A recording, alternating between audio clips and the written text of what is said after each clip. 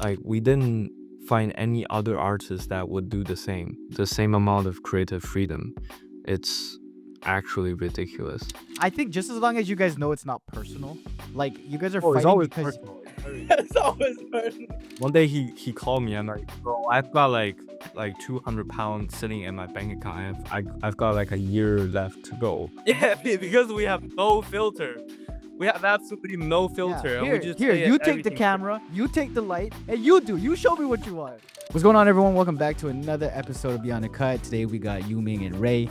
They're brothers, and they're a duo who work closely together on a lot of amazing projects. We talk about one of the music videos that they've done in the past, one that I reacted to, and also a short film coming out that they've been putting together since the summertime. It's a really good episode, really funny one, and I hope you guys enjoyed it. And if you guys do, please like and subscribe. And if you guys want to follow them, their stuff will be linked all down below, so you guys can check them out. Let's get on with the podcast, all right? Can you guys just like quickly introduce yourselves to my audience? My name is Ray. I'm a director. My name is Yu-Ming, and I mainly focus on camera stuff, so aspiring cinematographer. And I just graduated from uni. Okay, can you guys preface the video that we're gonna watch? This is a Ghost Crew video that I kind of covered, and I wanted to talk about it because I thought it was so good. So Ghost Crew is a really independent underground Chinese rap group that consists of 3 rappers, and they reached out to us basically having no budget, and they wanted to shoot a music video. And Yu-Ming and I, we're like big fans of their work because they basically, their themes evolve on like urban existentialism and a lot of really deeper feeling. Yeah, it's about this guy on the street and he's trying to pursue his dream on this road, and he's not sure if he's gonna end up where he wants.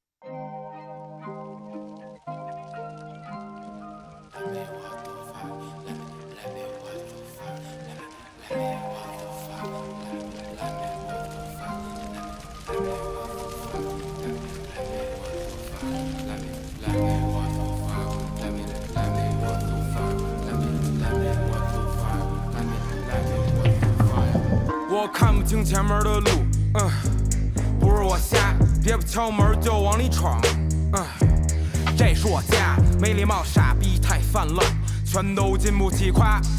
当我成为终极版毛哥，周翻了全宇宙大胯，没留神你又能伤了我，怎么擦也擦不干净你能脏了的，捡起皱巴巴的纸币，哥们儿有人装了，先可着我一个人爽，别鸡巴嚷嚷。 那几个没品的傻帽，出门之前先商量商量，商量商量。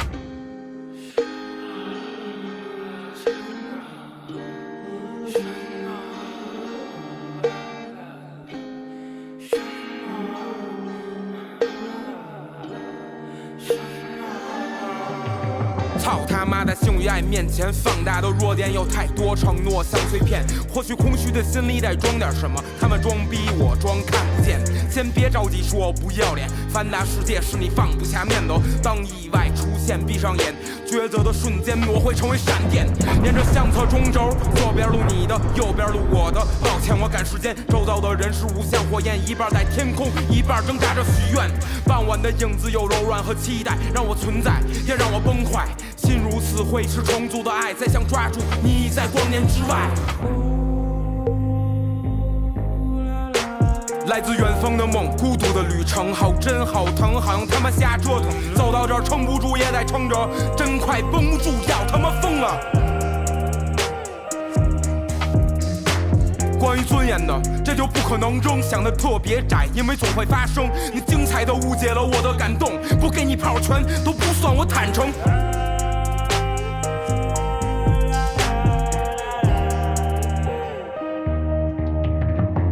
我看不清前面的路，不是我瞎，别不敲门就往里闯，这是我家，没礼貌的傻逼太泛滥，全都进不起花。等我成为终极版毛哥，周翻了全宇宙大胯，没留神你又能伤了我，怎么擦也擦不干净你能脏了的，捡起皱皱巴巴的纸币，哥们儿有能装了，先扣着我一个人爽，别鸡巴嚷嚷。那几个没品的傻帽，出门之前先掂量掂量。一无所依，四月带上江河，人满于太平川，这尽是木剑上写。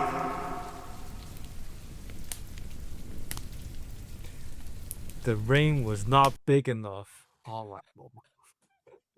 You wanted more rain here, huh? Yeah, I was envisioning like huge rain and it's just pouring down. We even like rented a rain truck.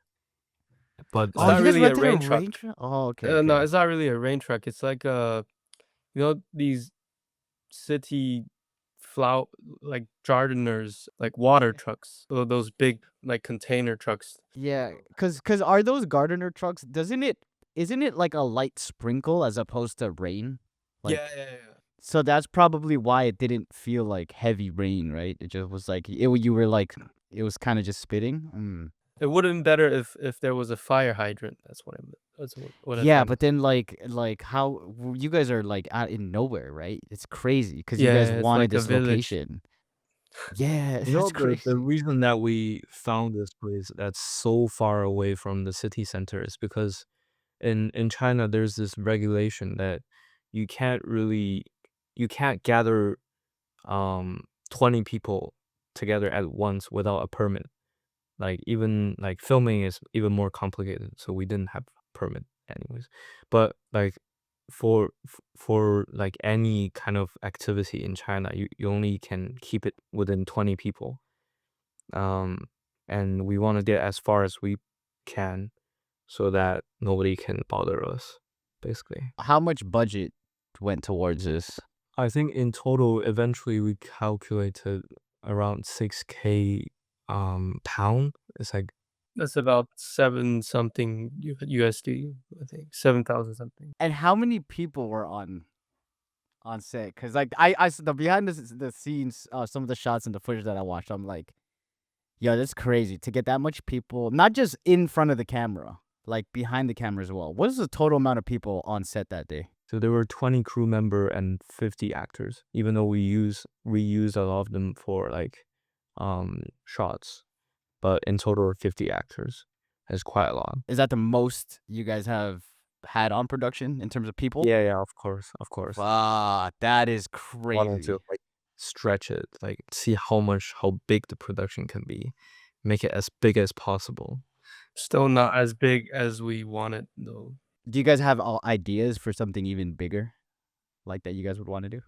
Just for this project, you can see that it's not like a one shot. If ideally we wanted it to be one shot from the beginning until the end, but we figured that it's too much logistics for us to manage 100 people on just actors on set for the whole road, and to keep them patient. And like when we were shooting the music video, it was like 40 degrees in Beijing. It's hard for them for 3 actors to actually stay there and then do their job. So who did the location scouting? Because you guys are in London right now. You guys shot this in Beijing. Like, who does the scouting for this stuff? Our producer it's Kat. Her name's Kat. Cai Kailin. She's I think she's in the States right now, like somewhere. But like we basically drove all around Beijing. Like I think Yu-Ming and I and Kat and also our production designer Alice for like a week. We just drove like every day. Okay, a week straight, you guys are driving every day. What are the guidelines you guys needed? You're like, okay, it needs to be a straightaway because you guys got to put the tracks down, right? Like, what are some of the things you guys are looking for? Like, is it busy? I think a straight street first of all, and preferably it will have to look authentically Chinese. You have to be able to tell like from first sight that it's not in the Western world, and and also we can film there and not too expensively. Technically, we were looking for something really straight and flat because we went to some locations where there was a really long wall and it's empty, but the whole area is like mud and grass, and there's no way we could have laid any tracks or did any movements with that kind of surface. How many takes do you guys think you guys did this day? That not full takes, because I'm assuming you guys get like halfway and someone messes up, and it's fuck. All right, reset, and then So we shot the entire music video in one single day, and I think we didn't have much time for like too much takes. So it was like maximum of like 4 takes per. 4 takes. That's it, because there's a lot Yeah, of setup, I guess. yeah. It's a Yeah, huge, and we 'cause they 4 separated takes is into like 3 incredible. parts. So in the morning we have like 3 hours to film the first part, and then in the afternoon and like 30-minute lunch break. yeah, because the people, the actors and the crew needs to rest as well between takes. Yeah, it's hot. They need to rest. And what type of food do you guys get for freaking Oh yeah, 7? Yeah, yo, I mean, for that many people. it's kind of funny. It's like really typical Chinese crew food. it's like woke fried stuff. Ah, nice. Yo, that's better than what people get in the state in like North America though. I'd much rather have that Oh yeah, stuff. definitely. It's like luxury Chinese food in Yeah. in Western. Back there, I think we just our producer just contacted a restaurant, like a small restaurant in the little. Do you call it a village, Yeah, Ray? yeah, yeah, yeah. In the village, and then we told them we're gonna have this many people and we need how many boxes on the day, and then they just supplied us. Nah, that's It, cool. it's kind of funny that it's like $2 equivalent of like two $4.5 per box per meal per person. So everything is so much cheaper in China, and I don't think this would be like accomplishable Possible. anywhere. Yeah, imagine doing it in London or No that's way. there's no way you'd get like 4 people. Be like, we could only feed 4 of you guys right now. Yeah, exactly. Oh man. Okay, when you guys get the track first and then you start thinking of ideas, or do you guys yeah, what's the process from like the beginning of ideation for you guys? I think one of their main artists, Shawty Sweat, he sent me the full album, and then he asked for like which one is my favorite, and I'm like, which one is your favorite?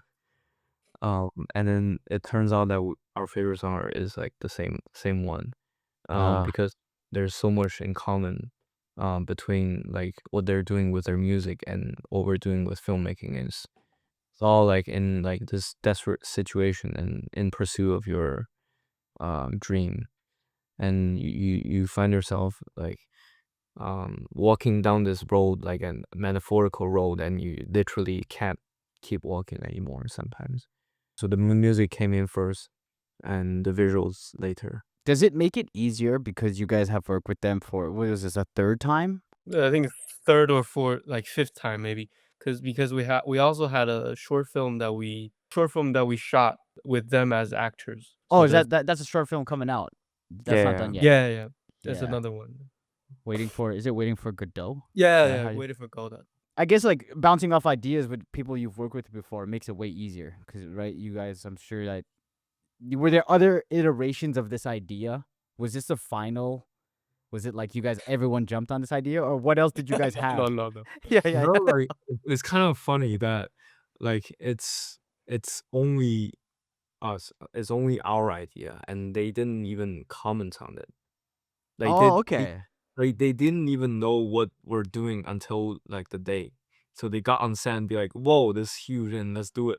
Yo, they trust you guys that much. I guess after a while, it's like Like they'll trust you. beginning, they're like, "You guys are the expert, and you guys just do your thing, and we're the music as expert, and we just do our thing."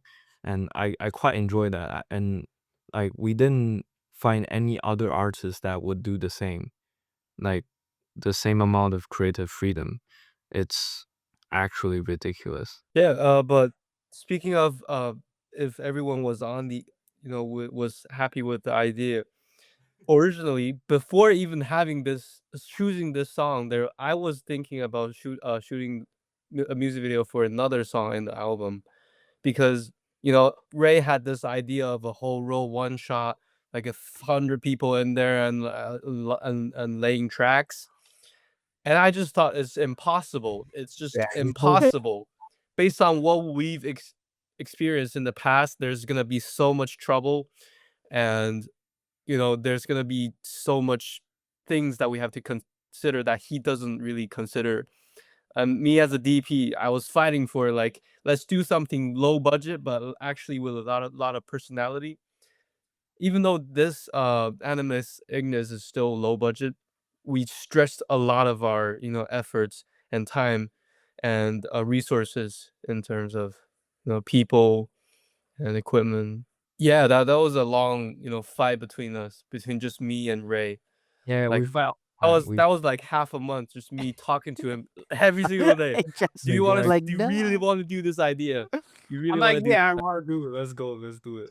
So, yo, that's actually hilarious. I guess is it because you are more technical? Because you're thinking about the Yeah, equipment as well. You're like, fuck, bro, how we yeah. getting the I'm lights, not the only lights? thinking about equipment. I'm thinking a lot more about managing people on set as well. Yeah, that's I think that's the toughest part. Yeah, Managing people is the toughest thing ever. Not even just on set on the day. It's like the scheduling. How are we getting this many people out to this spot over here? and So for crazy. free.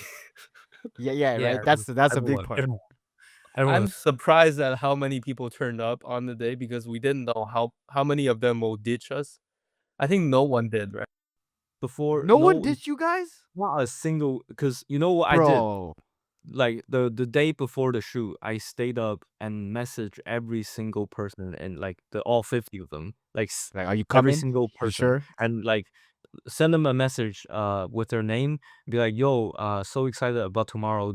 Please don't be late. And I stayed up until like 4 p.m. or something. That's unheard of. I've never had a shoot where it's like that's that many people and every single person showed up. That's incredible. Yeah, it's What? incredible. I think it's a lot of them is their fans, and a lot of them followed our socials for a long time, so they've been like keen on working with us. I think we just stressed our resources to the max this time. That's incredible though, man, because it turned out so well, especially when everyone shows up. So was that the argument? That's what it was about. Like, dude, how are we gonna figure out how to get all these people, like, and do all this Yeah. stuff? It's the argument was if it's even possible just to finish this project and even get to as close as what he wanted at first. I think there were compromises at the end. There were Yeah. a lot of compromises.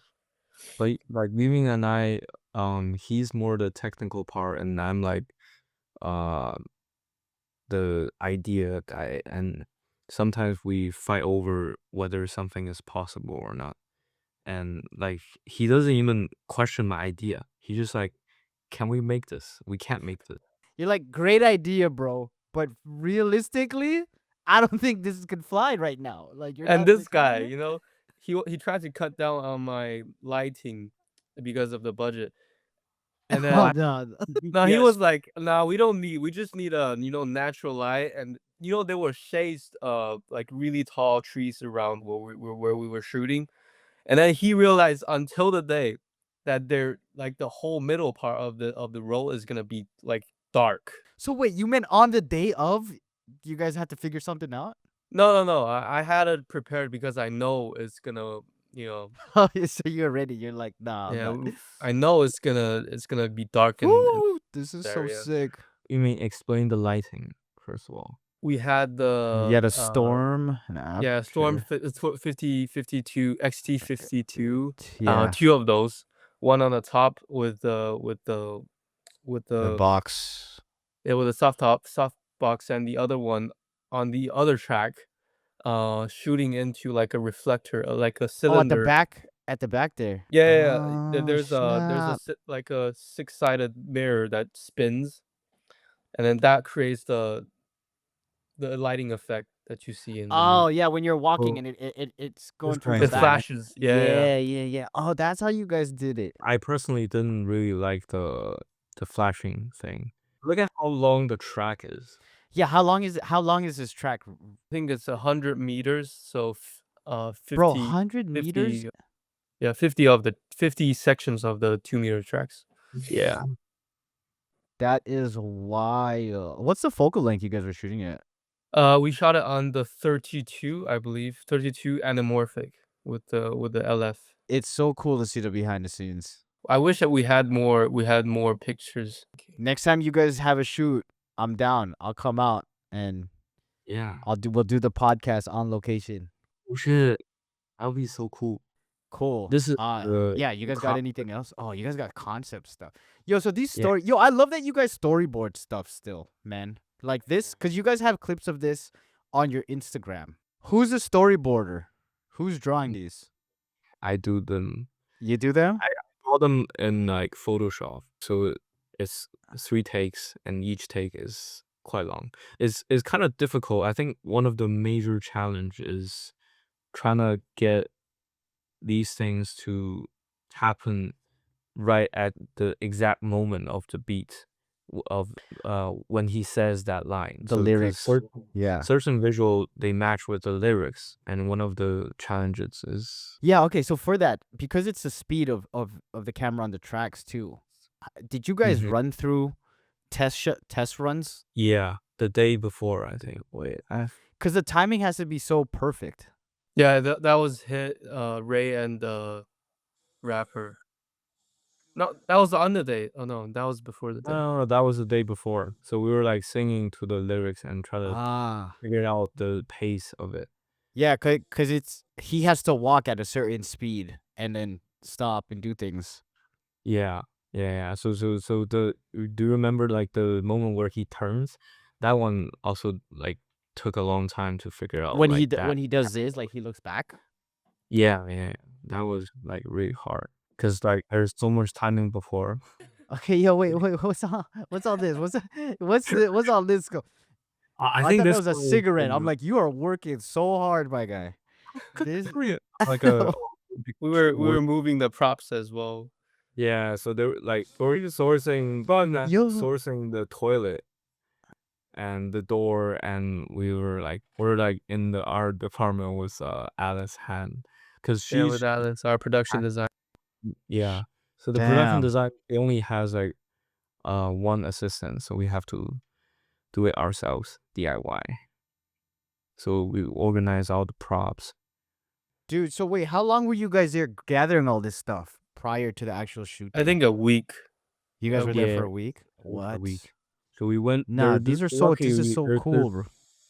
Luckily, there's this super nice art. What do you call it? It's like a Props storage. props warehouse, I think. Yeah, so they've got everything, so we can sort the majority of the bigger set pieces from the warehouse. How far is this from where you guys were shooting? Like, are you guys traveling a lot? Oh, it's really close. Oh, okay, It that's was not like bad. 3 to 5 kilometers. Oh, that's not bad. Yeah. Yeah, we got lucky. Wait, did you guys know that place existed before you guys found a location, or you guys found the location? You're like, where can we get props? And you're like, damn, this is We close. found the location, and the manager, not really the manager, he's just a guy from the village.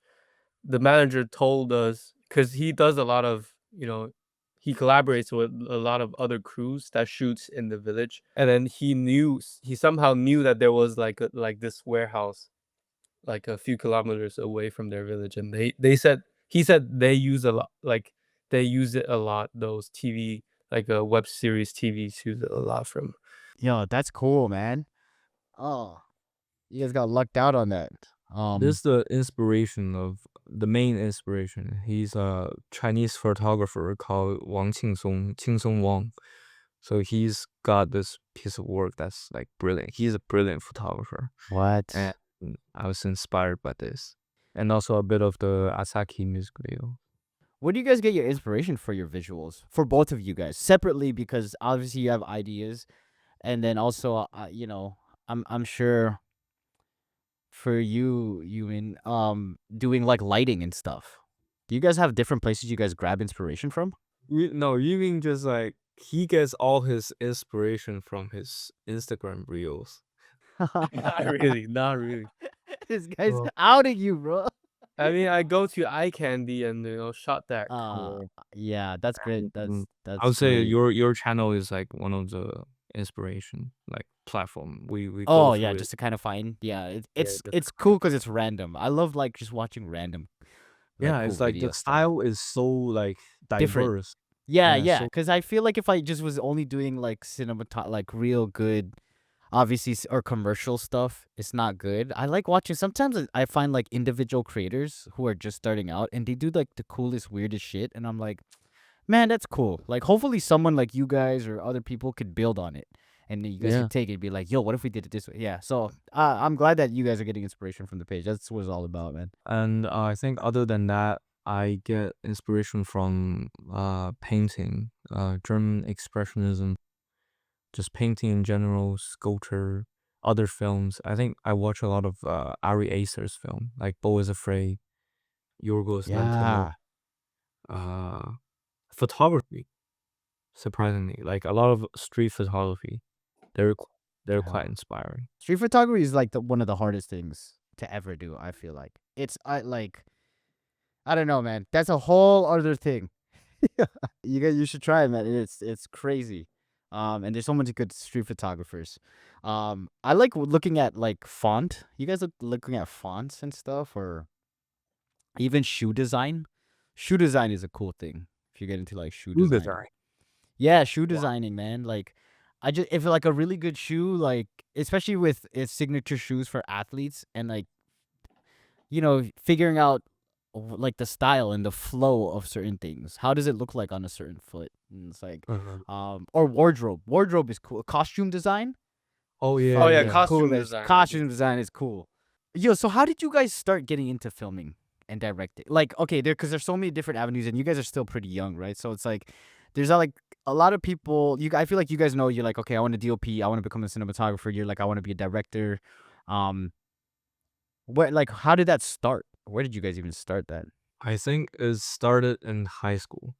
I have this really nerdy teacher called Mr. Bolding, and he just like teaches us how to make film. And I think like he taught us so much that basically when I went into the university, I didn't learn a thing because I already knew everything. But it was so comprehensive.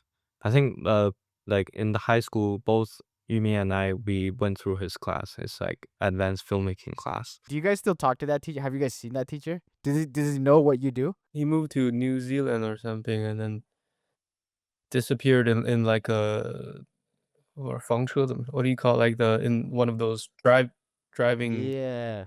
driving houses. Like Mm. the RVs or Yeah, whatever, or like RVs. RVs. Yeah.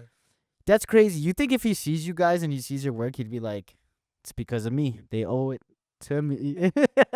Look, like I was actually thinking like maybe one day I'll be like going on like a big stage and have like a speech and I'm gonna thank him.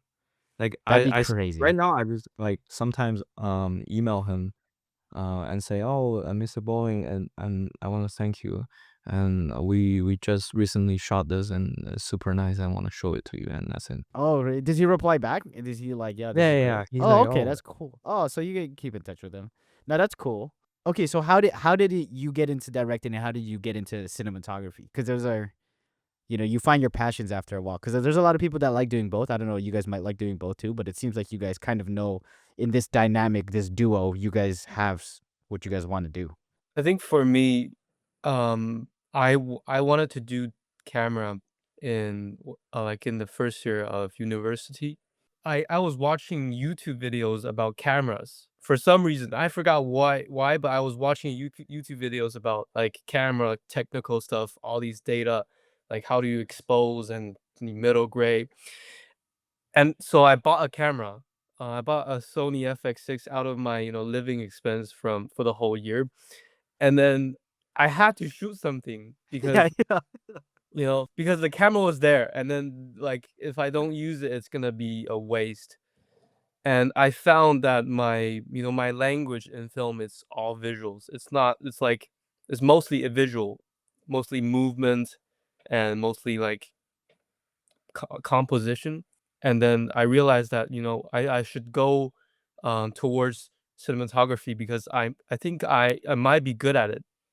So that's, over the past 3 years of uni, um, I just really delve into it and then, did projects with Ray and in school as well. Yo, so wait, you just bought an FX6 out of nowhere. You're like, fuck it. Let me just. I mean, I did a lot of research, of course. I did a lot of Yeah, research. that's crazy though.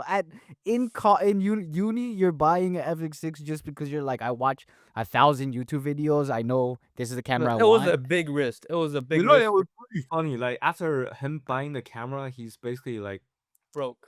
one day he called me Yeah, and like, yeah. bro, I've got like 200 pounds sitting in my bank account. I've got like a year left to go, and it's so fucking funny. I would have been like, yo, you're not gonna survive. You have to eat absolutely nothing. You have to eat nothing. That That's is the line. crazy. Yo, it worked out though, right? Yeah, it really worked out because with the camera, we did a lot of personal projects with collaborating with people, like earning like a minimal, like a 200, 300 pounds per project. And these projects really, like there was like 2, 3 music videos that we shot on the FX6, and they really did something for me. Like I learned a lot from those projects. It's Yeah. not only about the cameras, it's about filmmaking in general, and that the school didn't teach us. And we felt, I don't know if I'm supposed to say this, we felt that we paid for nothing for university.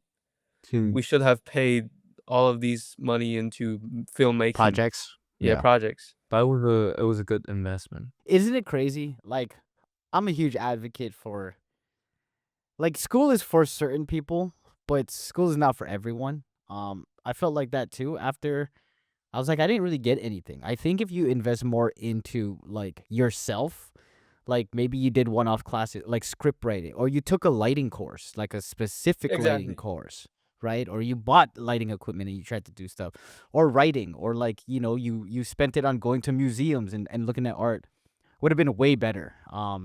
Way better. But you go through it and you guys finished. How about you, Ray? How'd you get into directing? Like, what was that? What made you like that? I think I've always directed like since the beginning because in high school I have to write and direct, and uh I just never did anything else. I think I once or twice I did like cinematographer for other projects, but I think I'm just stubborn with my own idea. Like I prefer having my own vision accomplished and achieved. And I think that would like make me more of a happy person than doing anything else. I feel like for directors though, it's good to kind of know. I guess for being a cinematographer too, and it's like it's good to like have a base of understanding what the other departments, the language. Do you know what I mean? Like I know you Yeah, don't, you want to direct, but it's like, okay, how can I describe to this person what the feeling of this scene or like what this world looks like against that piece of clothing, or like how does this make this person feel? How are they supposed to look? How are they supposed to you feel an emotion? So yeah, it's good that you found out early because it takes some people such a long time to get to that point and like yeah, that I vision. agree. I think the entire job of directing is just basically telling everyone what his image the image is, like what his vision is, to communicate that clearly to every single department.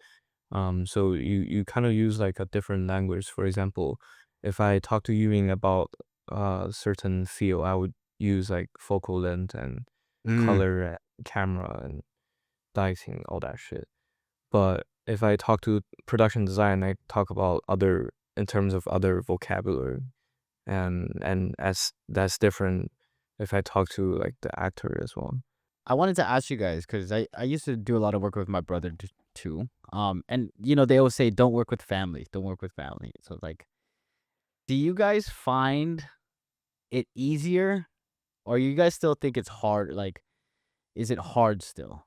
I think there's pros and cons in working with like a close family, like a brother, because I've worked with my schoolmates from uni. I've worked with other people, like freelance people, and I find it's easier, like in the like above the water. It's easier to communicate. Like you say something and they'll just say okay, or they'll say it's not okay, and things will get done faster. But it's not always the best things to do. It's always the best things that like that we actually get to. And me working with Ray, I realized there's a lot of conflict. There's too much conflict, but like with these conflicts, we make something out of it. It's better. It gets better. Yeah, it gets better, but it's like sometimes very painful for me to communicate with him. Yeah, isn't it? I feel like sometimes it's stressful. Or sometimes I get so frustrated to be like, you do it then. Yeah, because we have no filter. We Yeah, have right? absolutely no filter, and we just Here, say you take the everything. camera, you take the light, and you show me what you want. Yeah, trust me. Bro, it's so real. But I think like one of the pros and cons, like pro is you get to fight, and actually it would end up being something more Sophisticated. sophisticated. And because like I think I got that from like Steve Jobs or somewhere. He said like ideas come from friction and conflict, and I totally agree with it. But yeah, it's painful. It's always Yeah. painful. We have to Yeah. fight for love. You do. I But think just as long as you guys know it's not personal, like you guys are oh, it's fighting always because personal. it's you start digging stuff from when you're like 8 years old. You're like, yo, remember that time, dumbass? Yeah, you're like, yo, Yeah. what?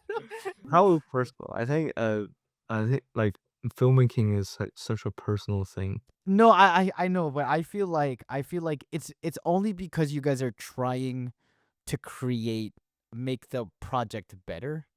Because Yeah, the but mo there's the a lot of moment you ego in there as well. yeah, Yeah. the moment you start fighting where it's not about the project, it's like, all right, bro, I just can't talk to you right now because now I'm gonna like I'm not gonna see you at Christmas. Like we're not like I'm not gonna wish you a happy birthday. It gets like that though, but just like just as long as you guys know it's for the project, I feel like okay, cool, we'll fight and fight and fight. Yeah. But that's so funny. I wish you guys, man, next time I need to be on set because I want to record these fights. And I want to like, No, that's bro, gonna be like a you don't whole even know how breakdown. much I'm gonna instigate it. I'll be like, yo, dude, Yu-Ming, your brother said your glasses look stupid, eh? I'm like, yo, you can't see nothing. You're a DOP, you can't even see nothing, dude. I'm gonna instigate so bad. The Oh my project's not gonna God. get done. Nah, it'll be good. It'll be You know, good. kind of funny because it's true. Like it's true that we get big fights. But I agree with what you said. It's like it's never it's very personal because ideas are personal and your point of view is personal. But it never gets in like we both know that it's for the better of the project. Yeah. Mm. And with different perspectives, of course. I think this is gonna make it better. He thinks the other thing's gonna make it better. Plus, filmmaking is kind of lonely sometimes. And it's, you know what? It's good that you fight with people because, like, I don't know if you guys have ever had this. You guys are on set with people who just say yes to everything. Like, yo, is this a good idea? They're like, yeah, it's great. And you're like, Yeah, I've are you sure? often- You're like, I literally I said a bad idea to see what you were going to say. And you said it was good. Like, it's crazy. Yeah, they would just do anything. It doesn't elevate the project at that point. Yeah, it doesn't. It's It just, really just, doesn't. okay, let's get it done. It's like, nah, let's get it done. Is it right? Is it good? Is it the best?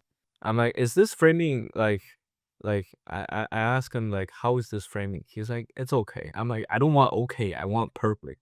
I want like good, like extraordinary, fantastic. Yeah. That's all. You do it then. You frame this. No, he actually said that. Yeah. Yeah, once in the short film that we shot during before summer last year. Yeah, and I like August. That's the one coming out. That you guys have the trailer out for that one, right? Yeah, Aw. we're submitting it to festivals and see if any other. Okay, perfect. Because I wanted to actually ask you, because I have a bunch of questions here, but I want to ask you guys. There's a whole other process for getting your work submitted into festivals and competitions, and you guys have won a couple. You guys submit your stuff. Is the process of your work always after doing it, it's like, where can we submit this to? Like before the project happens? Or are you guys creating it and then after figuring out, okay, where can we submit this to? Is the submission part first or after, basically? Like, I think we're still in the stage where we don't actually know how this works best for, for us to get into the festivals that we want to get in. I think it should be, the process should be, where you want it to be before you even have the pre-production. But for us now, we're just shooting and then we finish it and then we see what's possible.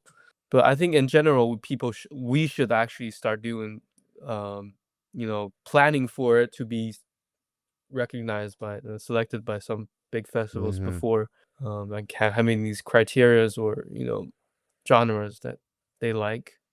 Yeah, But yeah. yeah, that's not really personal anymore. Yeah, that's when it gets to the point where it's like then big money starts coming in, or people are like, you want to get into a festival, then people are like, well, we want our name in it if it's going into a festival, then it's a lot more voices and people cooking in the kitchen. I think also like film festival, they treat music video very differently than fiction film and short film. So that's why we're trying to move into like short films, because like music video you don't have the premiere status and they treat you less seriously. Is that what you guys want to get into? Like, ultimately, the goal for both of you is to get feature film. Yeah, Yeah, for sure. we want Nice. to tell a story, like many stories that we want to tell. Yeah, yeah. Nice. Okay. I guess briefly too, because I know maybe we could jump on after the short film comes on again. We'll do another podcast episode for the short film. Yeah. Yeah, Can you guys briefly talk about what it's about, just for the audience? it's about so it's adapted from this play called Waiting for Godot by this French philosopher Samuel Beckett, and it's basically about this two rapper guy, two like youth staying in like a abandoned bathhouse and waiting for this guy named Godot, um, and the film is like asking if Godot is gonna come and when is he gonna come, and as like a metaphor to like hope.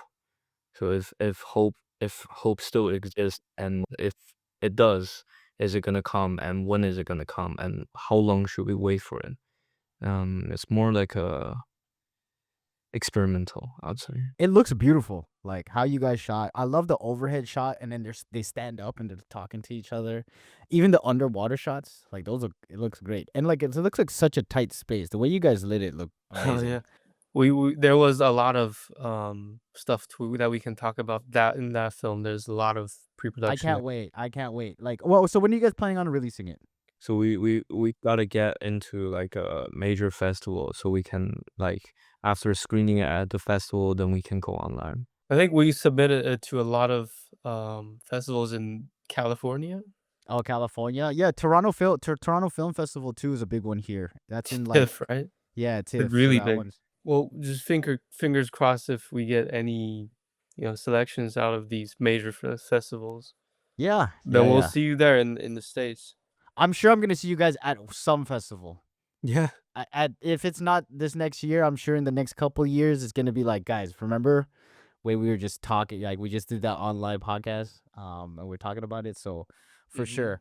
All right, one last question, I guess, for you guys. So you guys started 2 years ago. 2 years ago, 9 music videos, 1 fiction piece, 3 commercials, and now 1 short film. Is that correct? What was the most challenging, and what advice do you have for people who want to do it? What you guys did in 2 years? Because that's fucking amazing what you guys did in 2 years. It's incredible. You guys might not feel like that, but it's crazy. Thank What you. was the most challenging, and what advice you have? To be honest, to be totally honest, I think Animus Ignis is one of the hardest projects. And I remember there's this moment before the shoot, I think it's the day before, and I broke down in tears on set when they're prepping out for the production and the set. And because I was thinking like, oh, this is not gonna go well. It's not gonna end up as I wanted. And is this really what I wanted? And what if it doesn't go well? And everyone, like literally 70 people came here or they're gonna come here just for like my like shitty storyboard, and it's a lot of pressure, and that was the worst moment. Yeah, he broke down after the shoot, the day after the shoot as well. Like Yeah, in the morning after the rap party, and then he was like he was seeing the edit, like he was putting all these footage together in DaVinci, and he's like, "Why the fuck did you not shoot in 50 frames per second?" And then he started like shouting at me. There's a lot of things that he wasn't sure of until we made it into the you know the music video at the end. For me, I think the most challenging project would be, I mean, at the time, Tonight, there was another music video that we did for Girls Crew, like the first music vid like, first actual music video that we did. Um, that was hard for me because I didn't really know what I was doing, and I had, like, including me, I had 3 crew members on set, like, camera crew. And then we had some lighting. We had like this huge ingenue lens, the 24 to 290 lens. And we have to carry this all into like a abandoned place. And we didn't have a permit as well. We were carrying it with just a little trolley and with our like bare hands. And it was really cold during the winter. It was like -10.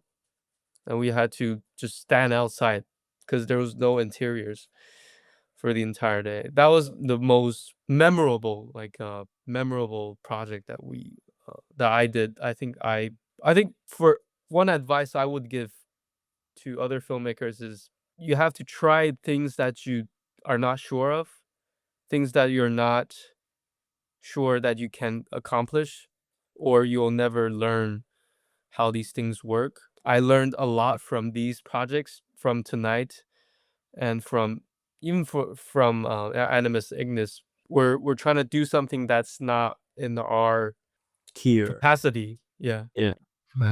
we're trying to do something not like that's higher than my experience, and only then can I learn from these things.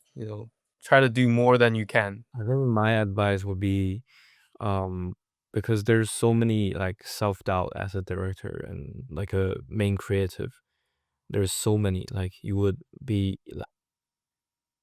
can't walk without doubting yourself because you need like a critical view on yourself and your ideas. But just carry on with it and make it happen first. The self-doubt and the breaking down is so relatable. That's so real. That Yeah, is it's so real, always bro, like because that. it's always like that. Because you're like, yo, did I just fuck up and I ruined everything for everybody? Or like, not knowing, like having the lens and walking around and you're just like, yo, what am I doing? Like, am I really, like, is this the right way I'm actually shooting some of this stuff? Is this the right piece of equipment? Is this right? And should I even be here? Or you get so successful or you find it. Are you ever like, yo, how the fuck did we do that? Like, how did we, are we fake? Like, Yeah, did we fake sometimes when this? we Did look we back. fake? Sometimes, yeah, honestly, it happens to a lot of people. You're like, yo, how did I even get to this point? Like, why do people even enjoy the shit we do? And you're just like, what? It's crazy, but it's totally relatable, man. And I feel like you guys are gonna feel that. If you don't feel that, then you're like You're not not doing it. living. Yeah, Every project that we actually care about, that we put a lot of effort into during the editing phase, like the first stage of editing, or the middle stage of editing, we always go through just this phase of just shit, and Yeah, just shit. you feel like we've done some like a piece of shit work. And like that's gonna go Yeah. for like a week or 2 weeks, and then it gets better. Sometimes it doesn't get better. I don't Yeah, think it will get better. I think not like always. releasing a work on the internet like is always painful. Like showing it to other people is always painful. But I think um I'm quite certain that if we don't make this work, it's gonna be worse. So yeah. uh, That gotta pain make of it. not At least we being. did Yeah. something. Yeah. Because how many people were in your position and then they quit after Yeah, they're that. chickened The out. first couple, they do their first short film, and they're like, I never want to touch video work ever again. Probably fucking millions of people. Yeah, Um, that's true. so Carry on. yeah, you have to.